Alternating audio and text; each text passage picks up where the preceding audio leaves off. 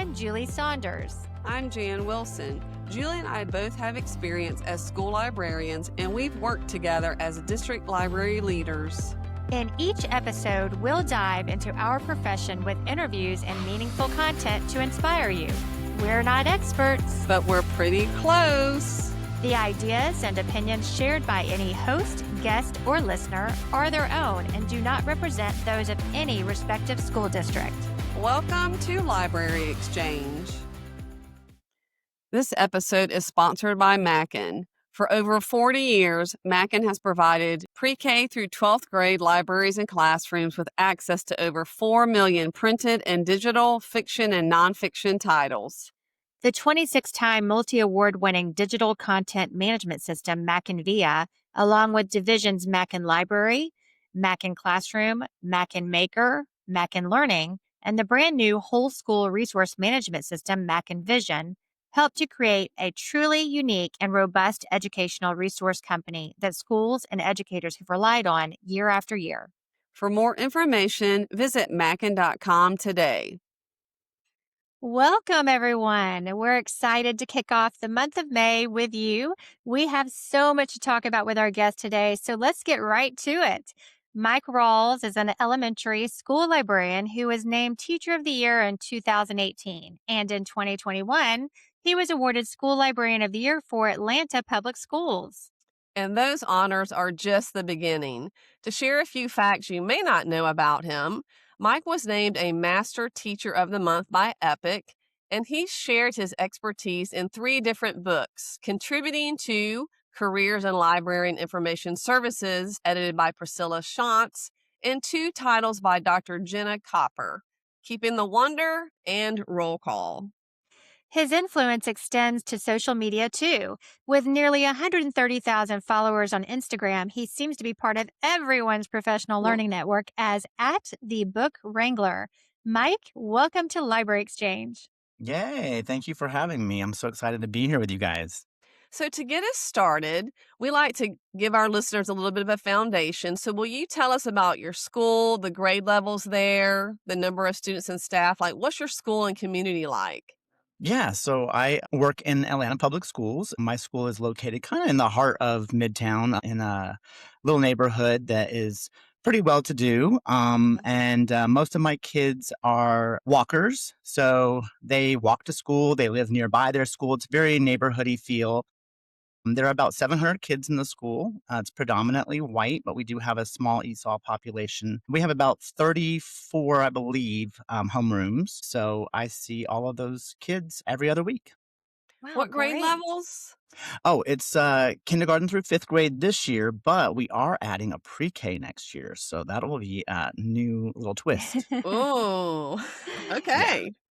So, Mike, since your student population isn't very diverse, how do you build a collection so that your students see a wide range of perspectives and experiences? Yeah, so I mean, we've all heard about mirrors and windows and how books are, you know, both of those things for our kids. And I think it's really important for my kids. A large portion of them have so much. They have traveled to Europe. They've been places. So they see a lot that way. But my main goal is for them to see see books through windows. I want them to see other experiences, other perspectives. So I really focus on being intentional about not only when I'm curating my collection, that there's diversity in terms of family structure, there's diversity in terms of religious background, language, all of those things, so that when they go out into the real world, when they leave that little neighborhood of safety, you know, that they see from stories that, you know, there's nothing to be afraid of. Right. That a lot of times there's a common thread that weaves through all of our stories that makes us have the human experience. So I just am trying to be intentional about the ones that I share during story time, and then the ones that are in our collection. So as Julie mentioned earlier, we all know you have a massive following on Instagram. I mean, everything you post is tied somehow to literacy. So is it okay if we spend a few minutes highlighting a few posts that really resonated with us? Sure, I'd love that. Are you ready? Yeah. Rapid fire. I'm just kidding. Okay. So in your post, about the masculine energy we need, you included covers of specific picture books. What was the message you wanted to share in that post? I just really think it's important for us to kind of let go of gender norms. So it's not just for boys, but because there's so much kind of toxic masculinity that's talked about, right now. Mhm. That's what that post was really about. But I really want boys to feel comfortable in their skin, experiencing all kinds of emotions and feelings, and I want them to grow up feeling safe with those feelings and knowing that they can cry, that they can like different things, that they can have different experiences from what might be considered typical masculine, typical boy. Mhm. That we kind of hold on to those stereotypes even as adults. I mean, teachers and librarians, we all hold on to those things that we grew up with, those societal expectations. And so I really want kids to, like I said, just feel safe being who they are. One of the questions I get asked the most, in terms of book requests, it'll be asked, "Would you have suggestions for boys?" And my response is, "Not really, because what is your boy like?" Mhm. I can't give you one list of books that I'm going to guarantee that all boys are going to like. Mhm. We assume that all boys like sports. I grew up not liking sports at all. I still don't like sports to this day. And I think, being my authentic self, when it's when it's Super Bowl season and all the kids are like, "Mr. Rawls, who are you going for?" And I have to tell them neither team. And I think it's just really good for boys to see, that they're kind of taken aback, like, "What? You don't watch football?" Right. But I think it's important for them to know that not every guy, not every boy likes football, and Right. that it's okay, you know? So that's what that post was really about. I love that. And I really think that breaks down those stereotype barriers that so many of us that feel and experience in life, no matter what your gender is. That's amazing. So in December, you posted that we shouldn't lock any doors when it comes to literacy formats like Mhm. audiobooks or graphic novels. What led you to make that post? Well, now I won't name any names, but there are still teachers at my school who and parents too, who, you know, still subscribe to the idea that the way that they like to read or the way that they were brought up reading or the way they were taught to read is the right way. And there are so many more options for kids, and I just think that when you say this way is wrong, I mean, why would you shut any door when a kid is Mhm. reading? The graphic novel thing has really become quite the battle, and it's not going anywhere. I mean, my collection of graphic novels has expanded massively over the last few years. Every book is being turned into, as you know, a graphic Mhm. novel. Um, and it's just the way kids are reading. And we as adults, as teachers, as educators, as librarians, really have to transform our minds and our thinking because even like standardized tests have kind of caught up. Like they are looking at podcasts and including like, audio components to tests and pulling evidence from those kinds of media as well. And so they've caught on that this is how it's going to be. This is how Mhm. kids are going to receive information. It's not the way we were brought up necessarily reading only a chapter book, that was the only way, or and that you had to hold the book and you had to turn the pages. I really like to emphasize, for parents too, that, when their kids are reading a recipe, when their kids are reading the directions to a game or a map or anything really. I mean, why would you close the door on anything and force them into a box, Mhm. you know? Yeah, there's value in every format. I think that's what Yeah. you said in your post, Yeah. actually. Okay, so will you describe those height comparison charts that you have in your library? I think you have one for fictional characters and one for animals, right? Yeah, this is one of the most engaging activities in my library. I mean, literally kids use it every single day from the first graders to the fifth graders. I mean, surprisingly, the fifth graders use it a lot. They really want to know that they're growing. So, yeah, I have two charts. One is fictional characters, and I just took characters from books and I gave them a height that could be possible. It's not, necessarily accurate, but, and then I have one for animals, which is always a hit too. And everything in my library, I try to tie back to books. So, of Mhm. course, with the book characters, there's a book suggestion staring right in front of them. With the animals, I tied it to, books that have those animals in them. And so everything kind of leads kids trickily, back to books. Yeah, that's genius, actually, It Mike. really is. It encourages all the excitement, and then it gives them a visual. I think it's almost like an invisible book talk in a way. Yeah, and it's a little bit of science and a little bit of math, snuck in there too. So they're measuring themselves, they're comparing themselves. And the one that really throws everybody over the edge is the ostrich. Oh. So apparently a male ostrich, this is according to Google, can grow up to 9 feet tall. What? So I didn't yeah, know that. so he's all the way at the top of the ceiling. And so when kids spot that, they are just like, no way, no way. But all of the animals on my animal chart are based off of full-grown adult males. So it's Mhm. Okay. it's possible that they could be that big, not necessarily that all of them are that big. Oh, well, it Oh. really does encourage a sense of wonder too for the kids, to want to ask more questions. I love that. And now a word from our sponsors. It's time to talk about our friends at Kids Discover. They're an award winning educational publisher that's been a favorite among students and school librarians for over 3 decades. Their digital learning platform, Kids Discover Online, is a game changer for elementary and middle schoolers by providing access to thousands of science, social studies, and nonfiction articles. And unlike other databases in the market, Kids Discover Online's modern interface is highly visual. It actually gets kids excited about reading and learning. Plus, it's built for every student. We're talking multiple reading levels, translations in 28 languages, and a fully accessible interface for all learners. You can actually get 60 days of trial access for your entire school right now by visiting kidsdiscover.com/digital. So there's another display that I think that I've seen on your Instagram posts where it's the where in the world display. That idea of the book covers as passports is just a really great visual. Can you explain more about the display and what kinds of reactions have you seen? Yeah, I used to actually have a big map on the wall before we remodeled, renovated, and it was kind of a permanent installation. And so when I saw that map and I inherited that library, I was like, how can I make that about books? I took little book covers, printed them out, and I put them on the location. Well, we don't have that anymore, so I did a bulletin board recently, and it's right outside the library. So I love changing it out and getting it. My bulletin boards are always interactive. And for that one, it's been really nice to see kids stop and that, again, I'm sneaking in things like geography. They're Mhm. not being taught it, they're not being explicitly told, you look for this or lines of latitude or equator or north or south, but they are doing it, whether they realize it or not. And so that's what I like about that. Again, it's a book suggestion right in front of your face. When they go by that map, they're spotting things that they know or things that they want to check out, and they come to the library and ask about them.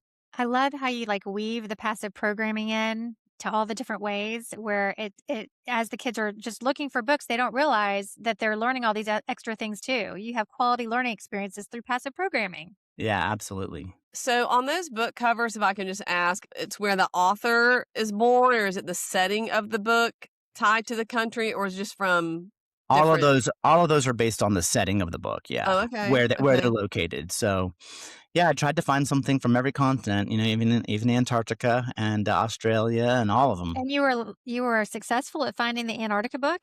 Yeah, Wow, great. there was something about Ernest Shackleton and Okay, explorers who went down to Antarctica. So, yeah, there's something for everybody. great.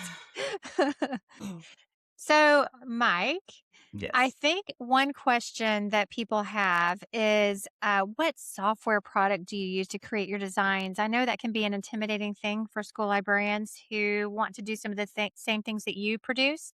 Are you willing to reveal that? Sure, like, so for a It's lot of top secret, right? Yeah, well, it's pretty simple. I'm not a Canva user, so all you Canva users, I'm sorry to disappoint you, but I use good old-fashioned PowerPoint for most things. Now, for my slideshows that I do with my story time, I do use Google Slides. But for everything that I make on Instagram and for a lot of the products that I make that are in my freebies folder, that are all done on PowerPoint. I just use a blank slide and then I just start creating. So a lot of people have asked me, how do you do that? I want mine to look like yours, but I really don't know how to teach someone like to have a certain aesthetic. Like Mhm. it's how I see things to be clean and crisp, and I like, rows and columns, and so I'm not sure how to explain how to do it, but those are the programs that I use. But I think just knowing that it's PowerPoint and Google Mhm. Slides occasionally is less intimidating for someone who wants to give it a try. Yeah, absolutely. It's super easy to work with. I like having a blank canvas. Sometimes the in Canva, when you have so many templates and you have so many options, which is great, but I like to have a blank canvas and everything else come from here. Yeah, Mhm. great. You have a great eye for balance, so you can design well. So your black and white posts on Instagrams are always eye-catching. I'm sure people have Mhm. told you that before. That's just something that comes naturally to you? Yeah, I don't know. Like that's become my more recent aesthetic for sure, is the big bold text, and then Mhm. hopefully that's causes people to stop, and pause and scroll or swipe through and see more. I don't know really where that came from. I think I did one, and then I was like, I'm just going to keep doing this as I my love it. attention grabber. Yeah. You have your black and white text, and then you usually have those colorful book covers, so there's a contrast there, and so it really draws your eye in. So I'm glad that you mentioned it, because your Google Drive called freebies, because you do share a lot of resources for free with everyone. So if people don't know, they can just go to your Instagram bio, and that links to the Google Drive called freebies, or they can just Google the keywords Linktree, the real Book Wrangler, and they can have access. So, Can I just make a comment? Yeah. So, one of the things that I love, and I think this is why you have so many followers, I could be wrong, but I think it's why you have so many followers, is that you're not just posting your uh, the things you're trying to encourage people to read. You're not just posting your bulletin boards. You're not just posting passive programming. But what resonates with me is that you always have an intentional message behind every post. And I think that's the thing that people connect with you. Of course, they want the creative and mhm. crafty ideas for sprucing up passive programming or book talks or encouraging reading. Of course, that's what all librarians want to do. But I think it's that intentional message that's behind good collection development and good promotion of reading that really it hits the mark. Well, thank you. I hope so. The Instagram thing was really a big surprise for me. I didn't intend for it to get so much traction or so much following, but it does. I think you mentioned like a professional network, and Mhm. it's really what I was using it for as a teacher before I became a librarian. Was I wanted to share my own classroom ideas, but I also wanted to gain knowledge from all the teachers I was following, and so the same happened when I transitioned to the library.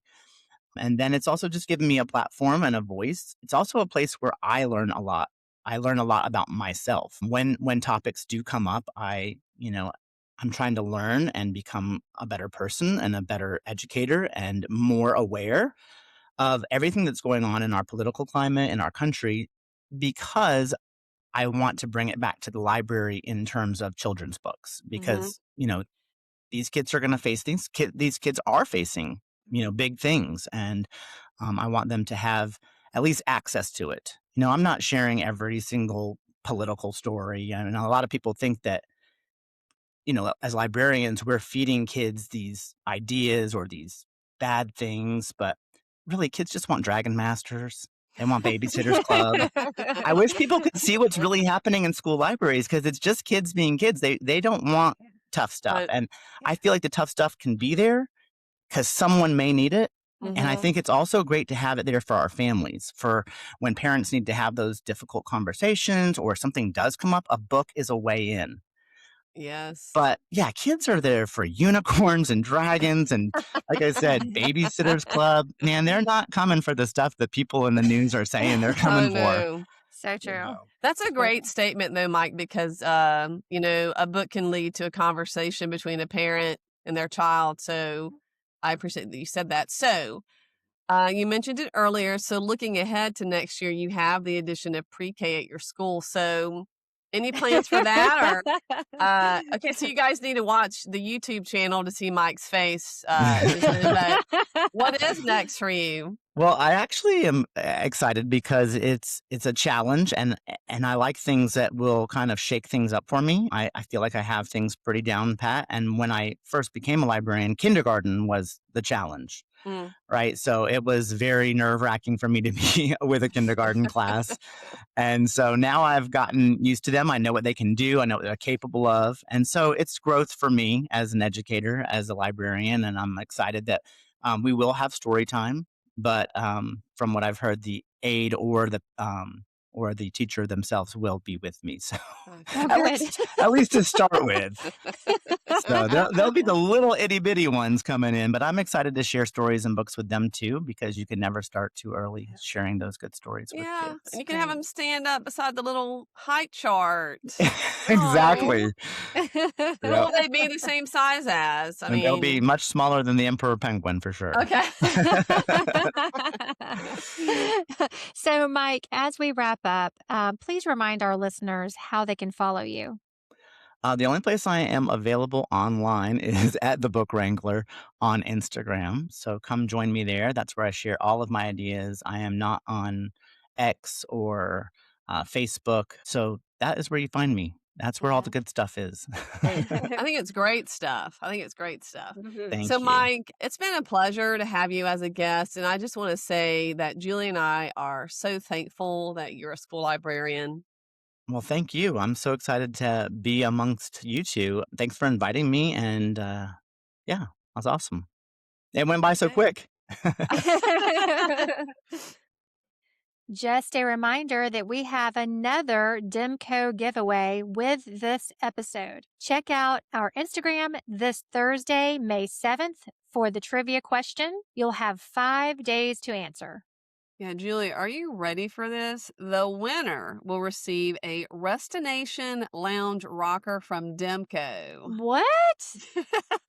It's just as cool as it sounds, and it comes in different colors. That's crazy. Yeah. Wow, what a great giveaway.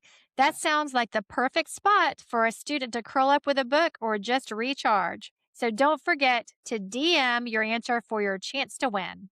Yeah, so you can't win if you don't enter the raffle, and it's free. All right. Okay, so Julie, we've exchanged ideas, and it's time for our recap. Why don't you get us started? Sure. So I know that we already know this. We Mhm. love talking to school librarians, Yes. and Mike is just so genuine and authentic. Just Mhm. really a breath of fresh air when you're thinking about the true meaning of librarianship. Mhm. He's just so intentional with his messaging through book promotion. I love hearing about his perspective on gender stereotypes in particular. I Yes. certainly can relate being a Yes. woman and growing up in a world that constantly wants to define who you are. It's one of the reasons that I fell in love with reading in the first place. I have always been just really attracted to strong female characters who Mhm. challenge those traditional stereotypes. Yeah. He's such a great guy. The topic for me that I kept thinking about was the conversation we had about not locking any doors to literacy. Mm, So that discussion made me think about a post recently on one of the librarian Facebook groups where a librarian was asking for articles that supported the value of graphic novels. And she needed to share with her staff or administration. I'm not sure which one, but Julie, you know that graphic novels are the format that we get the most questions about, you know? hmm He said, "Why would you ever say that something a kid is reading is wrong?" mm, And that's staying with me because, man, that's the response I needed back in the day. yeah. I mean, I would want to say it just like that, but you can't. But I think we can say to other adults, I'm curious, what is it about graphic novels that makes you feel like it's not reading? Mm, Or mhm. it's not a real book, or it's the same thing when people say something about audiobooks. Like, what is it about an audiobook that makes you feel like it's not reading? Because let's celebrate kids reading in whatever format they choose to read, you know? Yeah, absolutely. Julie, so guess what? Well, you can't Mhm. guess. In elementary school, I read comics for years, like all of the Mm. Archie characters, Betty, Veronica. I'm older than you. Do you know who they are? Yeah, Jughead. did you grow up in the late 1900s? Do you know who Scrooge McDuck is? Sure, yeah. Okay. So I'll say this. Somehow I was able to go to college and earn a teaching degree and then onto graduate degrees as a librarian, Mm, even though I read those. Anyway, wow. all joking aside, the last thing I want to say is we have to continue educating people to be open to all formats, because the definition of literacy is not just the ability to read a print book. And I have one more thing to say. It would be like someone saying, "Oh, you're not allowed to watch a YouTube video to learn to change a tire. You have to learn to do it like we did back in the day. You know, when Mhm. you're stuck on the side of the road waiting for a stranger to stop and help you." That's a little dramatic, I know, but it's the same thing. Like, we've Yeah, evolved. Times have they changed. have changed. So I really hope that librarians who listen will share this particular episode with their language arts teachers. One, it might help them understand that we are here to promote a love of reading, not to actually teach students how to read. And two, that reading is reading. Parameters for reading may work in certain situations, but providing choice, variety, and access in the library is how you encourage students to choose to be a lifelong reader. Oh, Julie, that's a great point. To Thank share you. this episode with those roles in the school that need to listen to Yes. it. So Yes. let's move to his displays for a minute, because he's so darn creative and he makes his displays interactive, and he's throwing Mm, in those geography, math, and science skills. And like you said, he's creating a learning experience at the same time that he's mhm. promoting books in his collection. And you and I talk about library displays a lot, not necessarily when we're recording, but this is a perfect example of how displays aren't just decoration, it's Mm, marketing, because students stop to look at the display. And in this case, they interact with it. And before you know it, they're checking out a book, or they're curious about a new topic, or little Jan would learn where Australia is on a map. yeah, it's awesome. Just so many great ideas from the character height displays to the Hmm. passport displays. The message here is, how do you introduce your students to the world through books? Yeah. Mike is intentional in all of his messaging and it works. Yes. We could have had like a 2-hour episode, I think. Definitely. Everyone, do yourself a favor and follow Mike on Instagram at the Book Wrangler. His content is 3 words: amazing. Julie, I know you don't like it when I do that, but anyway. I love In his it. bio, you can connect straight to his Google Drive of freebies. And since it's the first of the month and those paychecks just hit, you might want to browse his Teacher Pay Teacher store and merchandise too. It's May, everyone. Thanks for listening, and you will not want to miss our May 18th episode with the hip hop storytime librarian, Mr. Billy. Say bye, Julie. Bye. Make sure to visit our website at www.libraryexchangepodcast.com. You'll find episode notes and links. You can even submit your questions or inspiring stories that may be featured on the podcast. If you're looking for some swag for your library or book-loving friends, visit libraryexchange.etsy.com. That's a lot of URLs, so I'm glad you had to say all of that, Julie. Thanks for joining us. We can't wait to have you back for our next episode of Library Exchange.